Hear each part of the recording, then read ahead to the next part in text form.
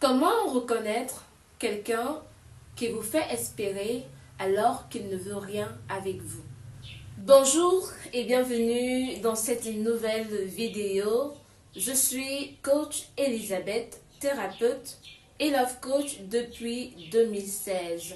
Si tu es nouveau sur la chaîne, abonne-toi, laisse-nous un like, un commentaire et surtout appuie sur la cloche de notification pour ne rater aucune de nos vidéos. Comment reconnaître quelqu'un qui vous fait espérer alors qu'il ne veut rien avec vous? C'est le sujet de notre entrevue de ce jour. Un sujet qui est des plus importants parce que beaucoup d'entre nous se retrouvent dans des relations où ils ne se sentent pas à l'aise et ne comprennent pas la raison pour laquelle tous leurs efforts ne servent à rien. Aujourd'hui, nous allons parler des signes qui montrent qu'on est dans une relation où on nous fait espérer. Faisons très attention quand nous sommes dans une relation parce que tous les signes, les gestes, les paroles, les mots, les actions peuvent nous donner des réponses, peuvent nous donner des informations sur le partenaire avec lequel on se trouve. Alors, dans une relation où vous pensez être en train de construire quelque chose de durable et qu'à un moment donné, vous vous sentez envahi par le doute, c'est justement parce que vous avez évité de voir les signes qui montrent que cette personne avec qui vous êtes vous fait espérer. Alors, à quel moment devrions-nous commencer à percevoir les signes qui vont nous montrer que nous sommes dans une relation qui peut durer avec le temps? Pour commencer à remarquer des signes, on le fait même avant la première rencontre. Alors, tout dépend de la façon dont vous vous êtes rencontrés, ce que vous vous êtes dit, et au moment où vous avez pris un rendez-vous pour avoir un tête-à-tête, votre première rencontre, votre premier face-à-face. Qu'est-ce qui s'est dit? Qu'est-ce que vous avez remarqué entre la parole et l'acte? Qu'est-ce que vous avez pu remarquer directement chez la personne comme ça, sans même véritablement la connaître? C'est tout cet ensemble d'informations qui permettent de pouvoir, n'est-ce pas, se projeter dans la relation et savoir avec qui on va fonctionner et savoir si on est réellement dans une relation qui va durer avec le temps ou qui peut s'arrêter net. Tout étant dit, nous allons rentrer dans le vif du sujet, les signes qui montrent que vous êtes avec un partenaire qui vous fait espérer alors qu'en fait, il ne veut rien avec vous. Cette personne en première position, cette personne n'est jamais claire. Ça veut dire que ses réponses vis-à-vis de vous, de la relation, ces réponses sont toujours ambiguës. Par exemple, vous allez lui demander comment est-ce que tu entrevois ou tu perçois notre relation. Est-ce que tu penses qu'il y a des choses à améliorer? Est-ce que tu penses qu'il y a des choses à changer? Cette personne ne vous dira jamais clairement ce qu'elle pense de la relation. Elle ne pourra pas clairement vous parler de vous ou de comment elle aimerait voir la relation s'améliorer. Déjà qu'elle ne vous dira même pas quel est l'état des lieux de la relation, c'est-à-dire comment est-ce qu'elle ressent la relation à ce moment précis où vous lui posez la question. Alors, commencez déjà à réfléchir si cette personne est toujours ambiguë dans ses réponses.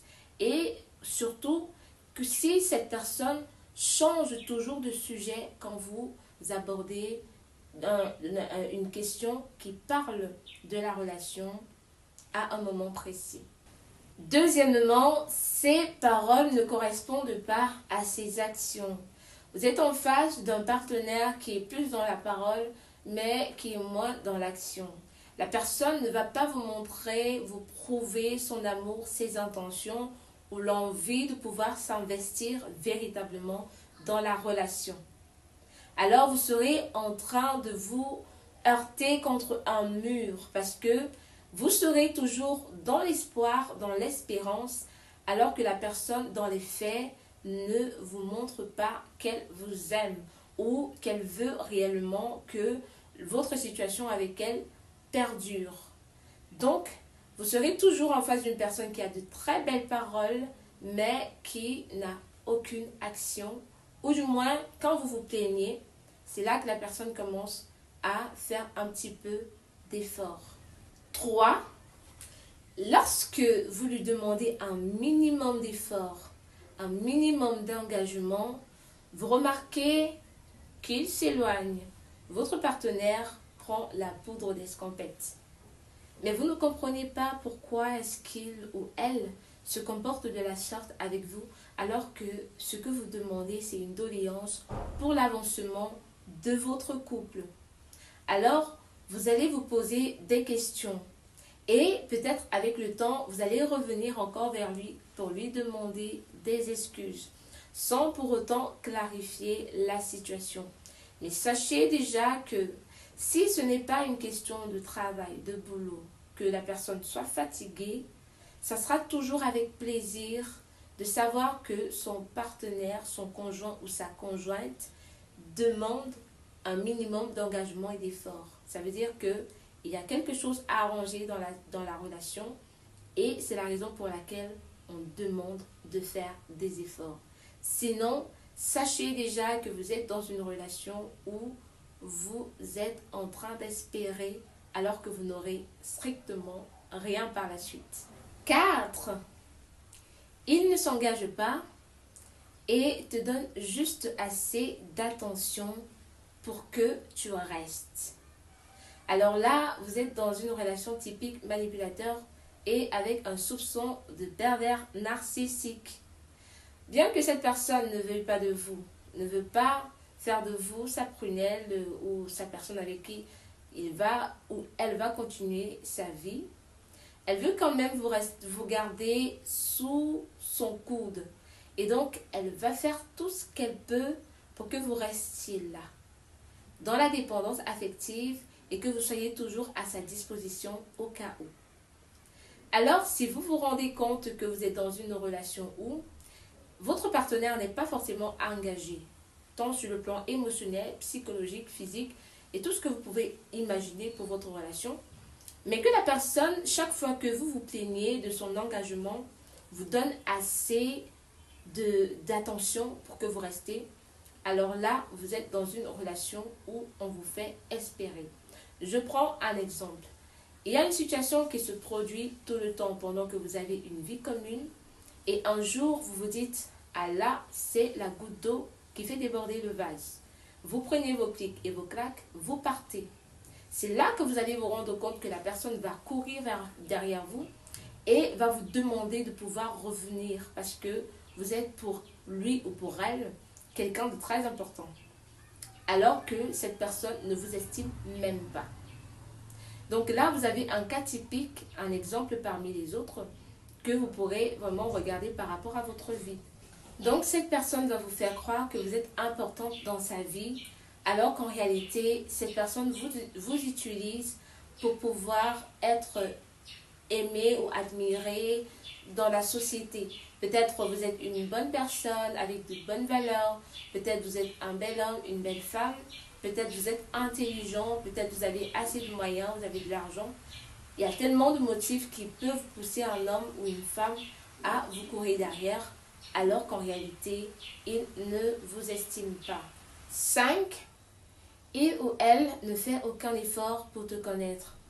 Tes projets, ta couleur préférée, ton plat préféré, ton livre préféré, ton partenaire supposé ne le connaît pas. Et quand tu vas lui poser des questions sur toi, des questions personnelles sur toi, tu vas te rendre compte que ton partenaire ne pourra pas véritablement répondre parce qu'il n'a pas les réponses. Il ne te connaît pas profondément, il ne sait pas avec qui il vit et en réalité, il ne cherche même pas à connaître qui tu es, ce que tu penses. Cette personne a toujours tendance à t'accuser sans réellement connaître la personne que tu es. il interprète mal ta façon de réagir. Il trouve par exemple que tu surréagis par rapport aux situations, alors que quand un partenaire te connaît très bien, c'est lui qui comprend réellement la façon dont tu réagis aux événements. 6. Il esquive les questions sur l'avenir. Lorsque vous allez lui poser des questions par rapport à l'avenir, à sa vision commune par rapport à l'avenir, il va vous donner des réponses comme quoi, lui ou pour elle, la relation se vit au jour le jour et qu'il ou elle vit l'instant présent. Vous n'allez pas comprendre la profondeur de la réponse et vous allez vous complaire de ce que vous ressentez. Et donc, vous allez laisser passer là un signe crucial qui vous permet de savoir que vous êtes en train d'espérer dans une relation. Parce qu'en réalité, quand on est amoureux, lorsqu'on se retrouve dans une relation, normalement, les intentions doivent être claires et nettes. On doit savoir où on est et où est-ce qu'on va. Savoir pour combien de temps on est ensemble, savoir s'il y a un problème, s'il y a des difficultés qui nous empêchent de pouvoir atteindre notre but commun, c'est-à-dire le bonheur, l'amour. Si toi aussi tu te retrouves dans cette situation où tu as l'impression d'espérer, observe bien ces signes et surtout la clarté dans la réponse. Observe bien cela et si tu te rends compte que tu es dans une relation où on te fait espérer, quitte cette relation au plus vite avant que tu ne sois complètement brisé. À très bientôt pour une autre vidéo. D'ici là, n'oublie pas de t'abonner si notre contenu t'intéresse. Laisse un commentaire et surtout appuie sur la cloche de notification.